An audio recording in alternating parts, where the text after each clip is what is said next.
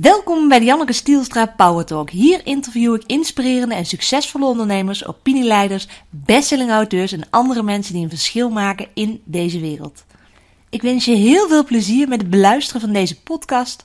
Na afloop kan je de show notes downloaden op mijn website. En ik heb iets nieuws. Ik heb een hele gave uitwerking gemaakt van deze podcast. Met visuals en met checklists wat je na deze podcast precies kunt gaan doen. Die kun je downloaden op jannekestielstra.nl. Dus jannekestielstra.nl. En klik dan even op Todd Herman. Ik waardeer het zeer als je een review achterlaat via iTunes. Dit helpt mij om een nog groter bereik te krijgen met de Power Talk podcast. Today I speak with a man. He's passionate, driven and focused. He began his professional career helping athletes achieve higher levels of consistency and performance by giving them simple mental game strategies to help calm down nerves. He is founder of the Peak Athlete. He is exceptionally good in high-performance coaching. He expanded his practice to work with entrepreneurs and leading executives at corporations with their performance, which ultimately helps them grow their income, impact, and independence. He created the 90-day year. I managed to invite none other than Todd Herman. Welcome in my podcast, Todd. I am excited to be here with your crowd. Thank you very much. First of all, I'm really curious about your story. Could you explain your story in short? I'll definitely give you the short version. So I'm a farm and ranch kid that grew up in Western Canada. Grew up milking cows and feeding chickens, and didn't like the chickens all that much. And was a pretty good athlete and managed to get some college scholarships. And after I got done playing sports in college, I started working with some young kids at a high school where I was volunteering coaching, and I would spend more time talking to them about their mental game because that was always one of my strengths. And sort of one thing sort of fell into another, and this wasn't a business plan by any stretch of the imagination, but a friend of mine who is one of the top hockey trainers in the world in Canada reached out and said, geez, you know a lot about the mental game stuff, and you're really good at kind of breaking it down for young athletes. Would you mind coming in and doing a couple of talks for me at my hockey school? And I said, yeah, for sure. And I didn't get paid for it. I just liked talking about it. So I went in and did a couple of talks on it, and these 13, 14, 15, 16-year-old hockey players started getting some great results, not necessarily even on the ice right away. It was more in the classroom. And then their parents started reaching out and asking me if I'd mentor their kids on performance, and I, in a very short amount of time, built up the Peak Athlete to basically having a wait list for it, because I did a whole bunch of speeches throughout my province on what I call the triune athlete, the mentally, emotionally, and physically tough athlete. And those things all led towards me, because just because athletes need to perform doesn't mean that entrepreneurs and executives don't want to perform. And I'd start getting corporations, governments reaching out to me, asking me if I could work with them too, because they would maybe hear one of my speeches, and that would lead to me starting another coaching and consulting company called No Limits, which I built up and ended up building the world's largest leadership and training program in corporate history. And then I ended up selling that to a major oil company. And I've owned a lot of other businesses along the way, and now I'm one of the businesses that I have right now is doing a lot of online education training for entrepreneurs, giving them a system for helping them scale their businesses rapidly while also implementing some smart mental game strategies that we use in athletics. Wow, that sounds cool. I'm curious, what means success for you? Oh, that's a slippery word, isn't it? Success, I think, is a very personal thing to someone. For me, it has nothing to do with sort of the outward trappings that most people think about, where success has kind of been one of those words that in the last 110 years has started to be bastardized and owned by the idea of having money. That's what people automatically think of when it comes to success. Well, I have the money, and none of that ever really motivated me. I think success is staying grounded in being motivated by the four natural intrinsic motivators that we all have. and that is we have an intrinsic motivation to grow. We have an intrinsic motivation to learn new things. We have an intrinsic motivation to seek adventure. And we have an intrinsic motivation to explore the world around us. So for me, success at the end of a week is if I've grown, if I've learned, if I've been a little bit more adventurous and pushed myself beyond what my normal world is, so pushed past comfort zones, and I've explored and discovered new things. That's success. That's success, yes. And what kind of adventurous things are you doing right now? Well, I'm having a third child. That's about as adventurous as I need to be. Oh, wow. We've got a little boy that's on the way in the next month and a half. But beyond that, we're sort of also, planning some travels and some trips. And, adventure for me is really pushing myself, physically and mentally and exposing myself to new worlds. I was just in a meeting a couple of hours ago looking at acquiring some new office space, and it's going to be a new adventure in that space. And was it always a bed of roses for you, or? No, not even close. Probably one of the big reasons why I really started to try to learn and master the whole mental game was always probably one of my biggest weaknesses when I was first starting out in sports.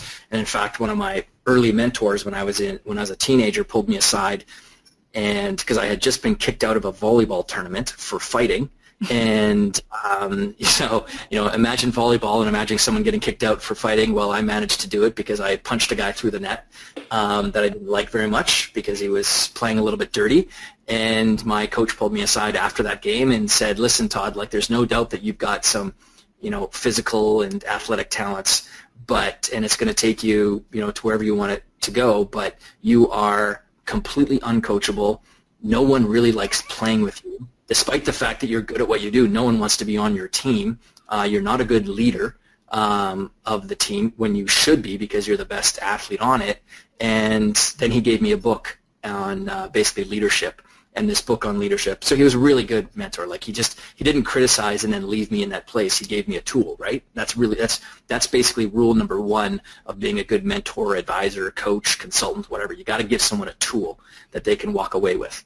And he gave me this book, and it was actually not a very good book. I didn't really like it, but the author talked about the mental side of stuff, and it was kind of like a passing comment. And I was like, well, what's this mental stuff all about? So I sort of fell down the rabbit hole of researching and learning more about it, and one thing led to another, and I ended up really discovering how to get into the zone and the flow state consistently every single time I played sports.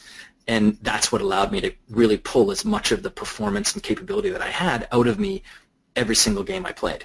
So, what do you do after reading that book? Yeah, so I just kept on reading more things. And for me, that was a challenge because I've got dyslexia. And so reading wasn't easy for me by any stretch of the imagination. That was, anytime I had to read something, it was hard. To give you an example, when I was in, I think it was the 8th grade, I had to read a book called The Contender, which was about 125 pages, and it was a book about boxing. And it took me about 52 hours to read the book, when really the average person can read it in about 4 hours. But my type of there's about 29 different types of dyslexia, and my type of dyslexia is I can read a word. It's not that the letters are mixed up. It's that by the time I get done a sentence, all the words have been mixed up in my head, and so I don't understand I can't even comprehend what was even written because it doesn't make sense. So I'd have to reread a paragraph, 17 times just to get its kind of core message.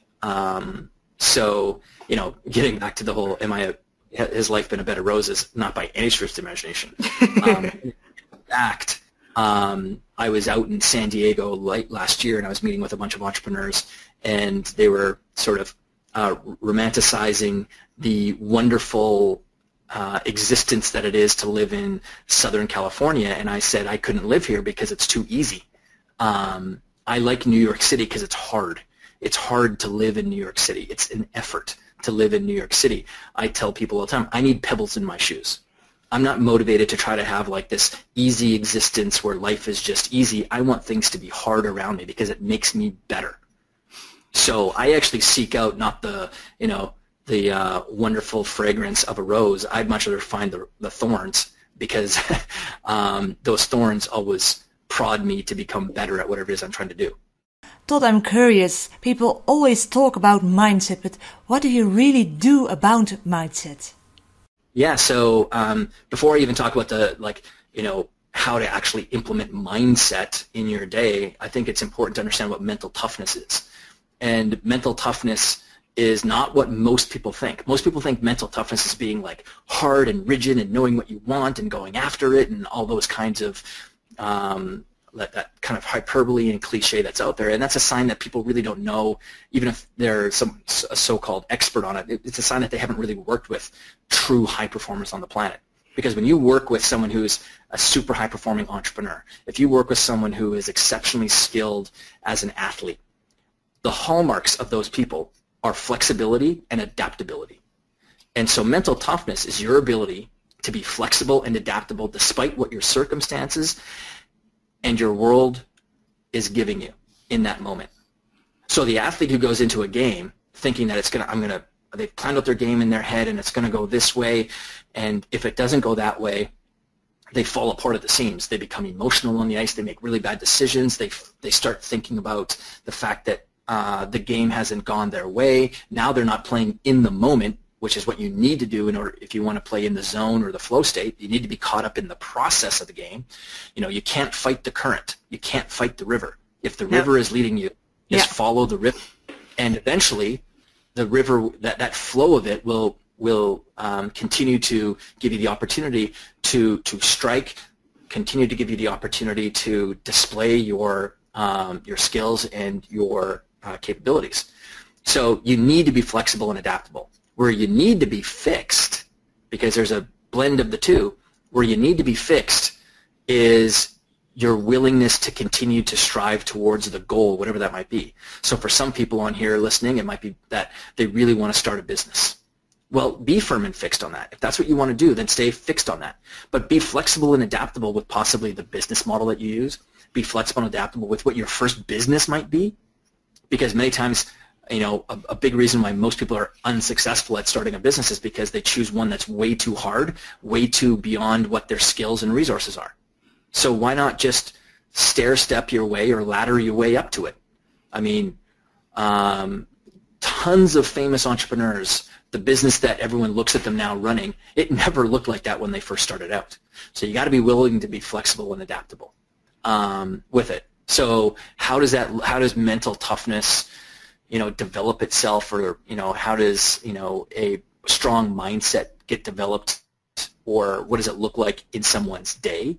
Well, for me and for all the people that I work with one-on-one, the first place that it starts is meditation. Now, when I first started talking about the importance of meditation, this was back in 1997. This was when yoga was still woo-woo to people. Now yoga is everybody does it. But when I would get my athletes to do it, they would resist it because it's a girly thing to do. It's it's all about spirituality and praying to some long forgotten god or something like that. And that's not what its purpose was. And meditation is now mainstream as well, which is great. And meditation is simply, when you look at it from a physical perspective, if you want to go develop strong biceps, what do? You go to the gym and you do arm curls, you do back rows, you do exercises to flex and improve that muscle. Well, meditation is really flexing the frontal lobe. The frontal lobe is something that's just so unique to human beings. We have a way larger frontal lobe than any other animal on the planet, mammal. Even our closest relationship, our closest cousin, the chimpanzee, doesn't have anywhere near the same frontal lobe that we do. Frontal lobe is the thing that gives us the ability to reason, to judge, to make good decisions, to think decisively. And most people struggle with all of those things. They're either way too judgmental, they're either way too critical, they're they make poor decisions, well, it's because they haven't flexed the frontal lobe. They're so caught up in being reactive and reacting to the world around them. They're allowing the world to feed them messages. They're not the master of their mind. But meditation flexes that muscle. It starts to grow it. Now you start to, and meditation, the byproduct of meditation, the effect of it is focus and concentration skills. And I think anybody that's listening to this would love to have better focus and concentration skills, especially in a day and age where you've got a smartphone in your pocket that's buzzing and beeping and whirring, or you've got emails that are popping in every few seconds, or you've got text messages and the other number of distractions that are around you. So meditation is a place where you start to develop a strong mindset. The second place is being exceptionally intentional with what your day looks like. I know that you've had a guest in the past who is a very successful man, and he talked about this, and it's the same thing that I would work with people on, and it's being very intentional. How do you want your day to look for you? You know, when you step into a meeting, have you scripted it out? Yeah. Have you scripted out I talk about this concept, especially with athletes, called the power of scripting. And it is, we will actually script out as if it's a story, or as either first person or narrated by someone else, how it goes. So if you're going into a really important pitch for your business where you're asking for money to get invested into it, have you scripted out what you're going to say? Have you scripted out how other people are going to react to it? Have you thought that stuff through? Have you created the movie in your own mind so that when you step into that moment, it's familiar to you? The more that you can make an idea familiar in your own mind, the more you allow yourself to step into the moment with every single ounce of capability you have, because if it's unfamiliar to you, you're going to allow emotion many times to take over. And most people's emotions are not mastered, so it's negative emotions. It's cortisol, it's stress, it's anxiety, it's worry, and things like that. It's funny that you tell this. 2 episodes ago, I think I spoke with Cameron Harold, and he scripted as well, but then he make a script of the coming 3 years. Do you do that as well? Yeah, I don't go forward as trying to script out my next 3 years, because I'm not so concerned about 3 years from now, because I know that the amount of growth that I will experience this year, I can't even imagine. Yeah. So most people, when they're scripting out a vision 3 years later, like the amount of growth, like if you're someone who's committed, like I am, to constantly growing and, pushing yourself and, like I said before, really staying tied to those 4 intrinsic motivators, the amount of growth that you can have in a year is shocking. Yeah, that's true. So my level of understanding that I have right now on what I think my next 3 years should look like pales in comparison to what it will look like. Because I'm too ignorant. Even though I know I've been successful at things, I'm still far too ignorant. There's so many great possibilities that are going to lay out in front of me in this next year. So I know exactly what my vision is going to look like for this year. And what's funny is we just got done doing my taxes for 2016, and I missed my my scripted income goal by about $10,000. Wow. And we're dealing with larger numbers, and so but it's not surprising to me. That happens almost every single time. But then what happens to me is I look at that and I go, wow, I wonder what else could have happened if I had pushed for a higher number. Yeah. Not that I'm looking at it and beating myself up, because it's a good number, but I'm always questioning what else is possible. Yeah. But you was telling at the second thing what you do in the morning. I want to really know more about it. It was nice to be. So meditation is a big thing. Being very intentional, knowing and taking a look at those big pieces of your day, meaning those activities that are really going to make an impact on your day, your future, the value that you bring to your community, like whoever it is that you serve, your business, et cetera, being very intentional about what those moments look like, and seeing that in your own mind. And so the act of doing that is coupling 2 things. One, it's obviously setting the intention. The second thing is it's stimulating the visual cortex of your mind. So people talk about visualization all the time. And, I mean, heck, I've been teaching it for almost 20 years now. But when you write it out, I'm really big on writing it out, because the act of writing, you can't write as fast as you can think. So when you write something down on a piece of paper, it slows your mind down so that you are being visually explicit with it. It's almost you're playing the tape in your head at slow motion. And when you play a tape or a video at slow motion, you start to notice the nuances of many things where you might be missing something. So scripting out what you want your day to look like, and it could be a paragraph, it could be a couple of paragraphs, or it could be just one specific activity if you just want to start out doing it with something. You start to notice where you might be missing something. And you're like, oh, I never thought of that, because writing something down slows the mind down. And so most people are trying to think too quickly through things. They rush through it. But when you go through and use this little tool of being intentional and scripting things out on paper, you're developing more patience with the process. Mm-hmm. And as someone who my kryptonite is impatience. I mean, if there's one thing that I lack, it's patience.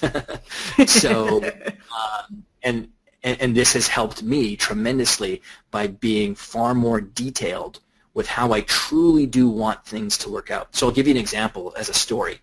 So there's this man who grew up in Phoenix, Arizona area, and by all sort of accounts, from the outside, it looked like he was tremendously successful. He owned some car dealerships, had a beautiful home on a golf course, 2 beautiful children, beautiful wife. And one day, not one day, but the financial world started to collapse, and it developed a recession, and his area got hit really, really hard. He ended up losing his car dealerships, which then caused him to lose his house.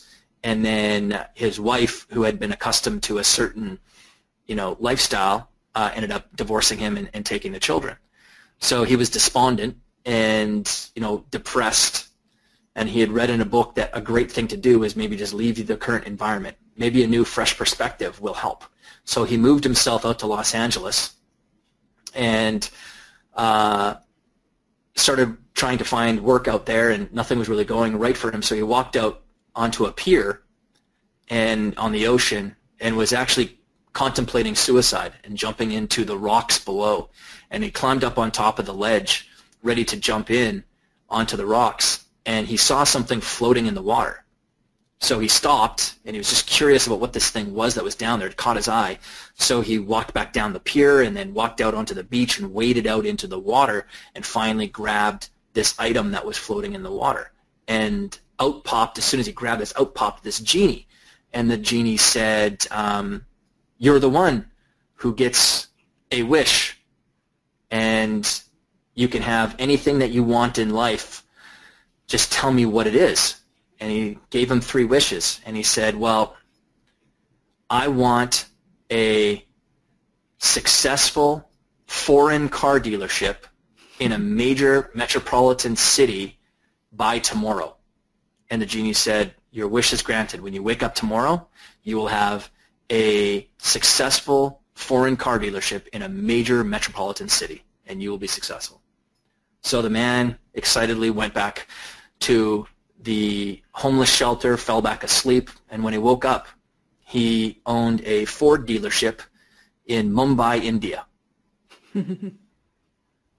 So, but is that what he wanted?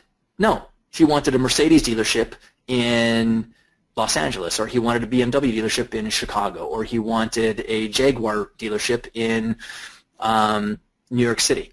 So, I mean, I say that story kind of a bit tongue-in-cheek, but it is the hallmark, I think, of very successful people is they understand how important the detail is. Yeah. So when you're going through and you're scripting out your day, the more you do this, the more you're flexing the details part of your mind. And you're also flexing that frontal lobe that allows you to focus and concentrate. The other thing it does is it gives you a ton of direction. So if some people are sitting here and they kind of feel like they sort of waffle through their days without a lot of direction, this helps give it to you. It gives you conviction. You start to be the master of your destiny, to use a cliche term, and not the world around you. Yeah, cool. And after that, then you're going to work, or you work out, or what do you do? So for me, the first thing I do, after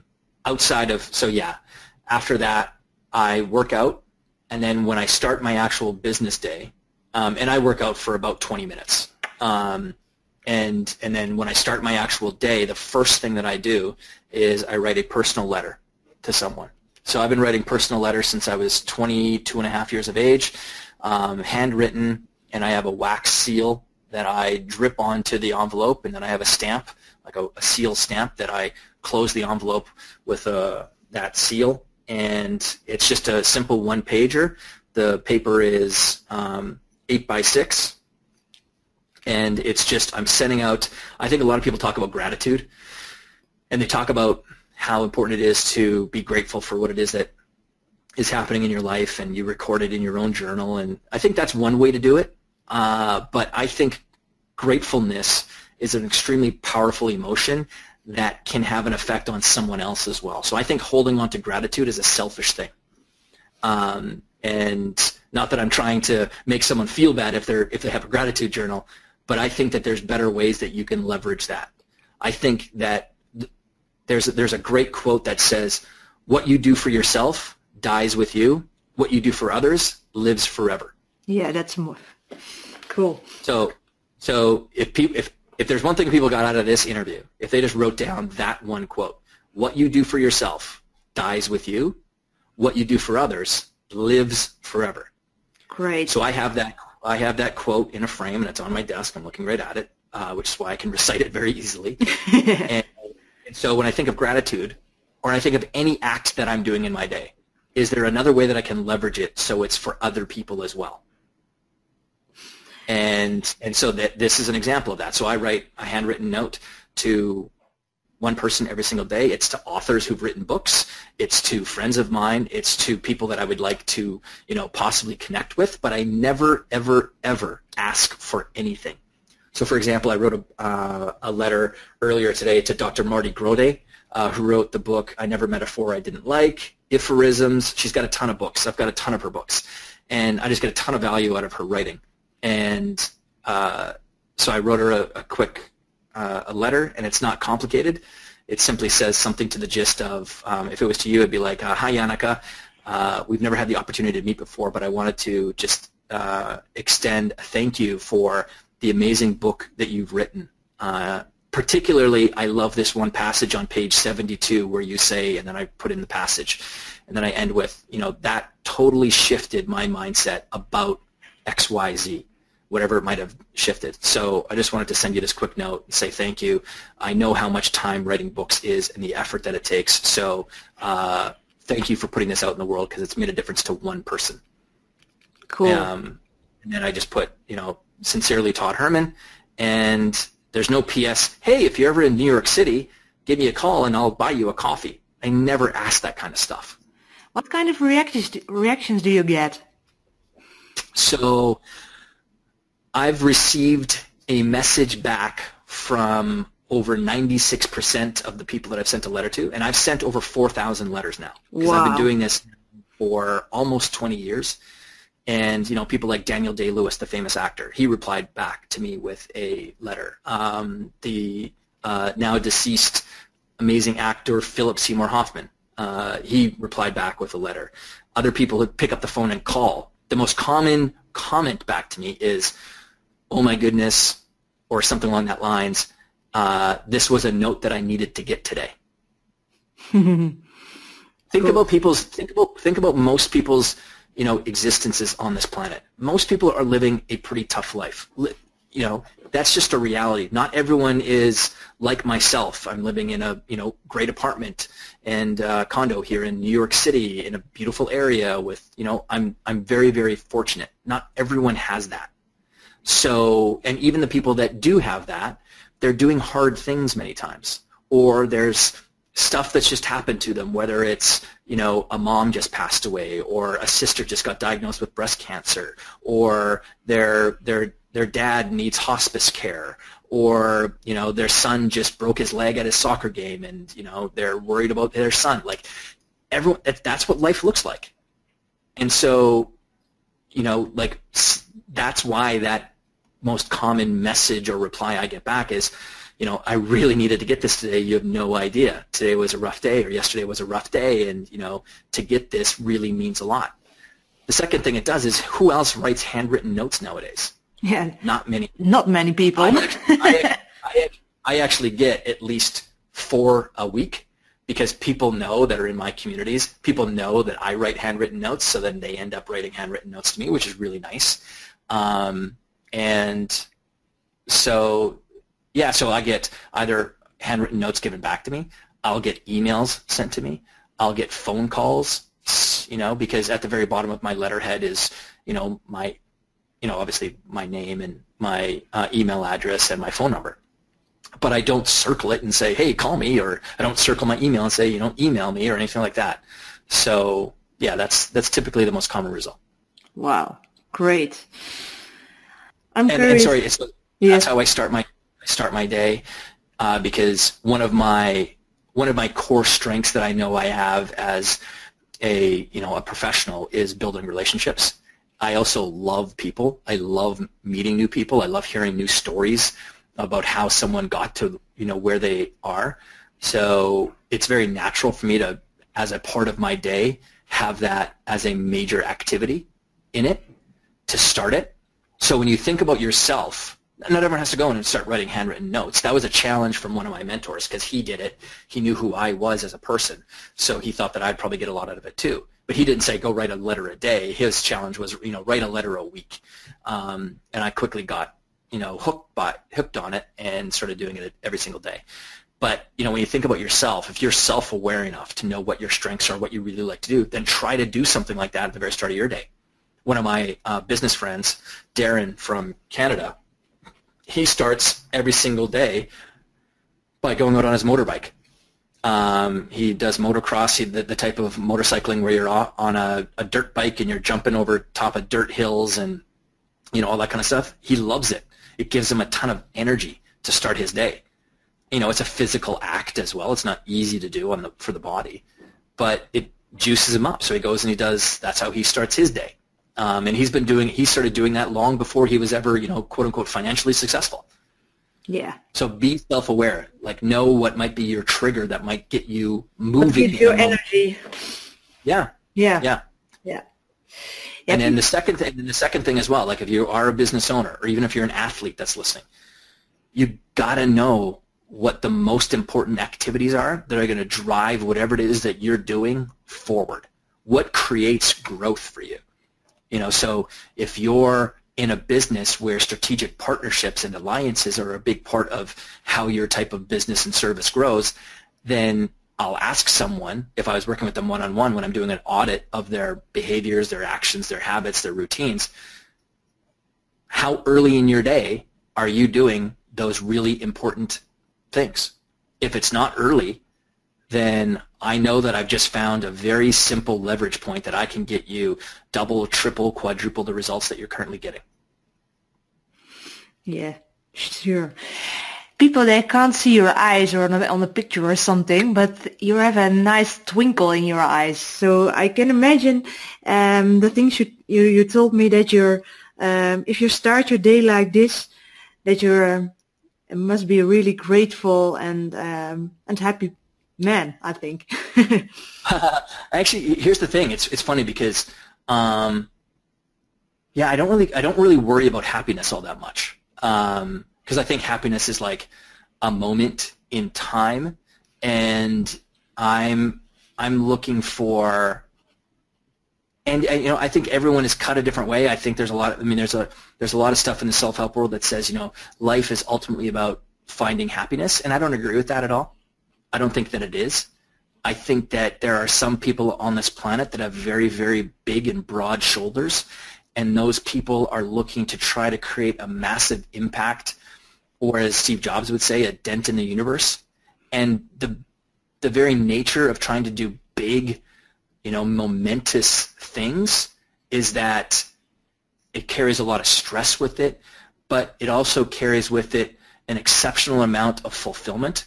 So yes. I'm more concerned with fulfillment than I am even being happy, because happy I think is a fleeting moment for me. But fulfilled, that's a different lens that I have, and it sits better for me. So I would say, to your point though, yeah, many of my days are pretty fulfilling. Yeah, great.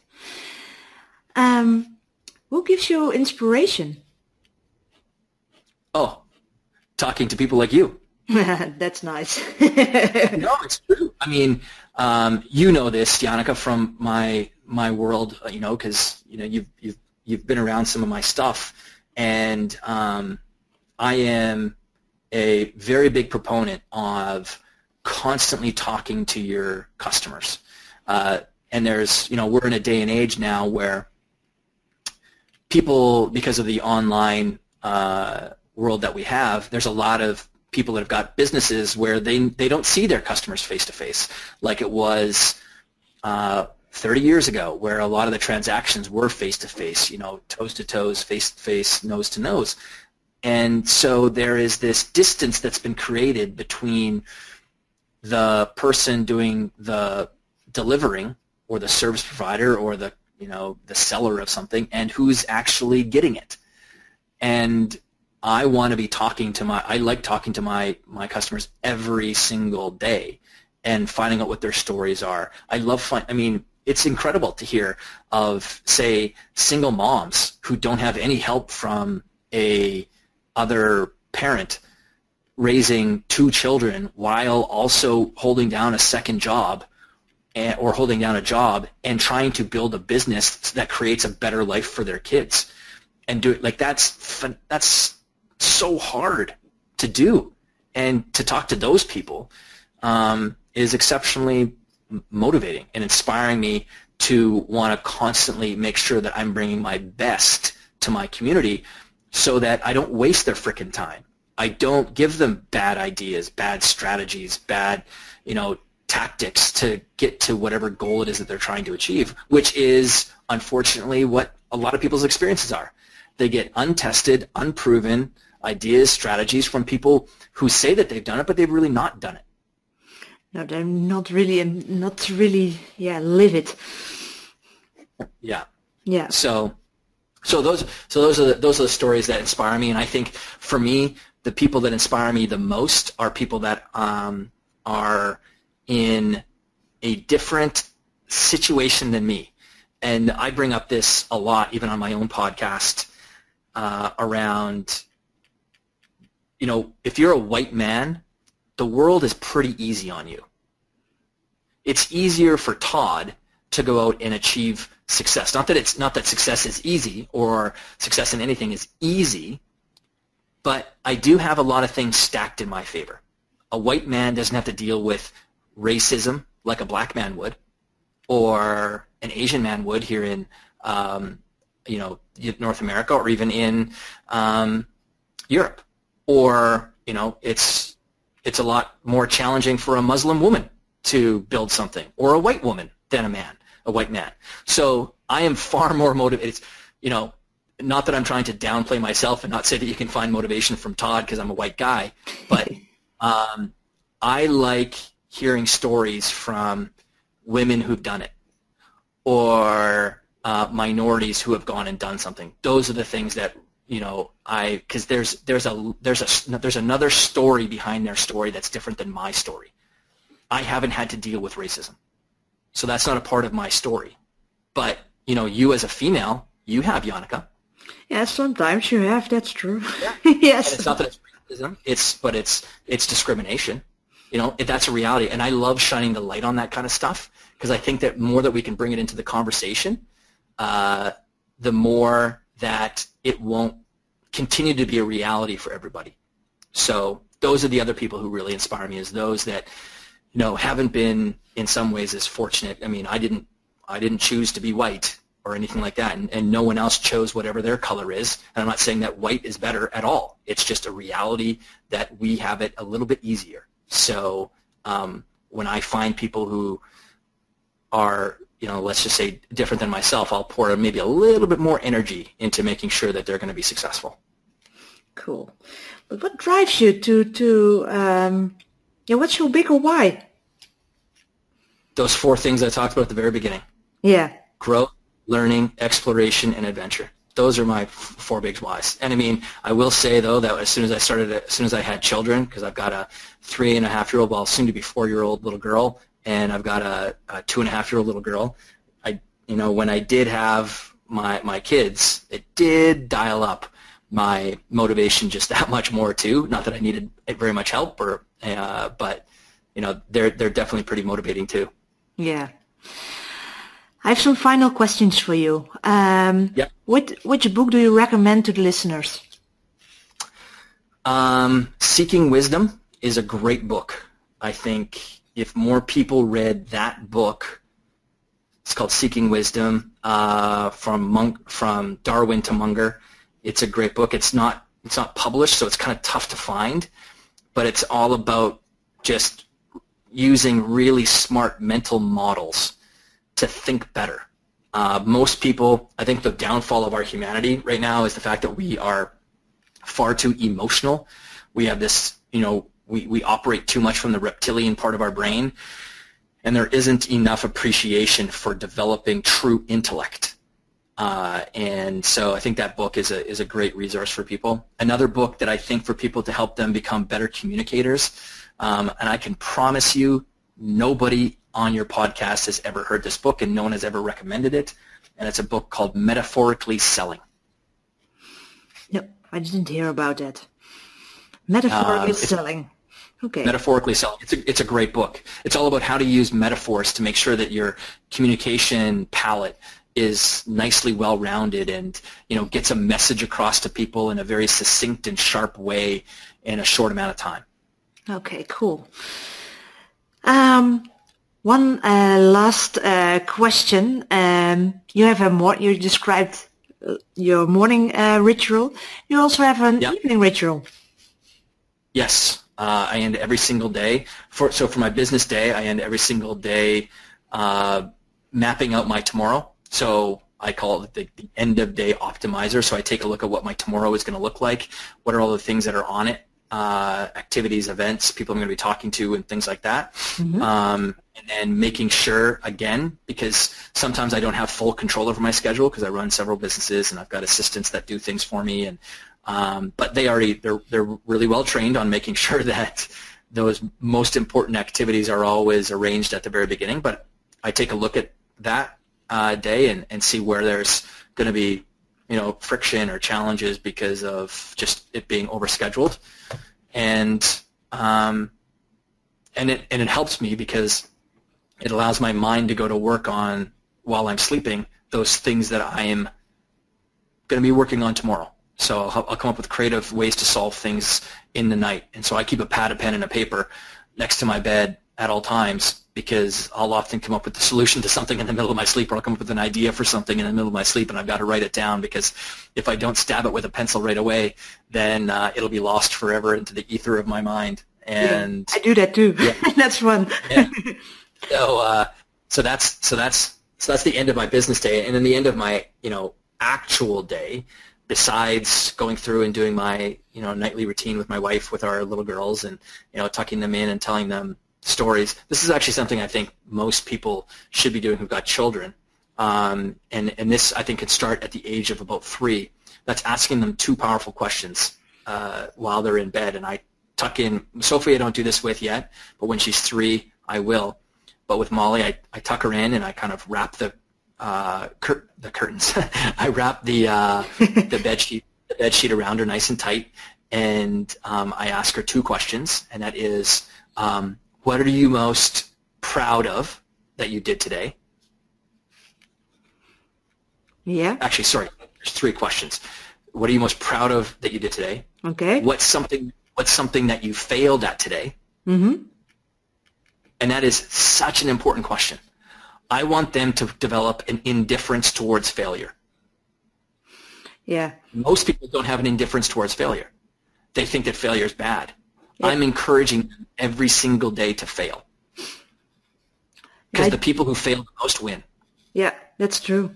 I just read a book about Carol Dweck's mindset. The book. Yes. It's really, really cool about fixed and growth mindset. That's also about... Carol's a friend of mine. And so, what are you most proud of? What did you fail at today? And then the third thing is what are you most excited for tomorrow? Yeah, cool. And if you think about what that does for them, it anchors them with just reflecting back on the day. You took a bunch of action today. What worked for you today? What are you proud of? What didn't work for you today? What did you fail at? And then what are you most excited for? We're ending it with a positive emotion, with excited. So you think, and when you think about little children, they very quickly learn the cycle of life through routine of what they're learning at home. And so I'm setting up Molly and then soon to be Sophie with a powerful end of day routine that's going to be just so automatic for them in their future that they will always be ending their day feeling excited about something tomorrow. And the only way that you can feel excited about something tomorrow is if it's something that is linked to growth, learning, exploration, or adventure. Adventure, yes. So that's my end of day routine with my children. And then for myself, I end it with my wife, and I used to read a lot more before I went to bed. Now I don't really read as much going to bed because I just don't have the luxury of time that much. That's just me being frank and honest. Because I don't want people to get the impression that I have this perfect, perfectly structured day in life, because it doesn't happen that way. I mean, yep. The goal is to hit 80% of my days like that. That's my goal. Not 100%, 80% of my days. If they can look like that, great. But the reality is they don't. I'm a super ambitious individual, and that ambition can cause me to pull me off track from those things, but they become my anchors. Great. What do you recommend the listeners should do first after this podcast? Start meditating. Cool. Yeah. And if that will always be the number one thing I always recommend to everybody is to get involved with meditation. And an easy way to start is 2 to 3 minutes. Scientifically, it's proven that 2 to 3 minutes of meditation in a day can make a significant impact on cortisol stress levels in the body. So all you need is 2 to 3 minutes. That 2 to 3 minutes can also be done. The other big myth about meditation is you have to have your eyes closed. No, you don't. In fact, the reason most people struggle with meditation is think about the human brain. 75% of it is dedicated to the visual cortex. So 75% of the mass of the brain is dedicated to the visual cortex. It's a huge part of the brain. Yeah. As soon as you close your eyes, what are you shutting down? Visual stimulus. Then people wonder why when they close their eyes to meditate, they can't stop their mind from, racing all around. Well, there's two problems with that. One, you close your eyes, so you've now caused your brain's activity to start to try to find something else to stimulate it. So that could be what you're hearing, what you're tasting, what you're smelling, what you're even just thinking about, what your imagination's got going on. The second thing is you think that meditation's all about not thinking. That's not what it's about. It's about being okay with what you are thinking. If people would start to think of their mind more like the sky as opposed to the clouds, they would be better off with it. So what I mean by that is most people get so engaged with a thought and they wrap their attention around this thought thinking that that's who they are. No, it's not. That's a cloud. It's a passing cloud. Any thought that's in your mind right now is pretty much shared by most other human beings on the planet. And that could be how much you don't like yourself, how much that you're beating yourself up over a missed opportunity, how much you wish that you were at a different place in your life, or even, how good you think you are at whatever it is that you do. Everyone's had those thoughts. It's a thought. It's a cloud. It's not who you are. Your mind is the sky itself. So when you're meditating, if you just imagine the thoughts as clouds and you just look at them as if they're interesting, Oh, isn't that interesting that I am having the thought right now that I shouldn't be thinking about thoughts? Isn't that interesting? Be indifferent towards it. So meditation isn't about not thinking. It's about being okay with what is being thought about. So instead of closing your eyes, keep your eyes open. Stare at a point on the wall. If you're an athlete, get out the golf ball and stare at the golf ball. Stare at a dimple on the golf ball. Because what will happen over time is you'll start to develop this sensation, this linkage in your mind between relaxation and a golf ball. That's cool. And then what happens when you're on the golf course, when you're standing over top of a 5-foot putt that you quote-unquote need to make in order to win your tournament? You'll be relaxed. Or you're increasing the likelihood that you'll be relaxed. Because I'm not talking in definites. I'm not saying, hey, if you do this, of course, the only side benefit of it is that you're going to be relaxed all the time. No. And in fact, if you are relaxed all the time, you're dead. There's only people on the planet who are relaxed all the time. People that are dead. Yeah. No, not so much. They have not so much adventure then anymore. Cool. Thank you for this podcast. It was really interesting. Well, thanks for having me on. And if people want to, check out anything of mine, they can just go to toddherman.me. And like I said before, I've got another podcast as well called Grit and Hustle, where we have conversations like this all the time, except that you don't have to listen to me. You get to hear from other motivating, inspiring people as well. I really recommended that one. It's one of my favorites. Thank you very much. Thank you. Deze aflevering zit er alweer op. Ga naar jannekestielstra.nl om de aantekeningen bij de podcast te bekijken. Nieuw is dat je op mijn website een handige samenvatting vindt van het gehele interview, inclusief een checklist wat nu precies te gaan doen. Dus ga naar jannekestielstra.nl om die samenvatting direct te bemachtigen. Deel deze podcast met je vrienden en andere ondernemers. In de volgende Power Talk spreek ik met Judith Webber. Graag inspireer ik jou om van dromen naar doen te gaan.